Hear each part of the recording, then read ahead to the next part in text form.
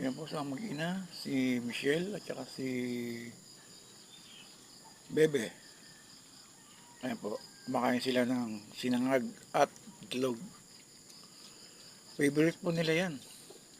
Lalo yung ina, yung si Michelle, yung nanay. Paborito niyan ang itlog at sinangag.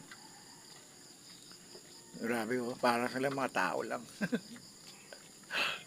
Paborito nila yan. Pag hindi sinangag ang bigay mo dyan, wala, ayaw kainin. Sa masusunod na mga video, bibigyan ko kayo ng mga gusto niyang mga kainin. I-update ko kayo sa lahat ng mga gusto niyang kainin.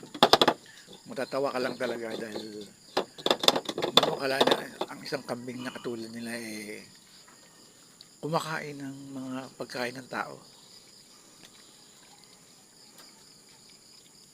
Ang mahusay. Marami rin yan. Late ko na lang na videohan eh. Yun lang po. Maraming salamat. Subscribe.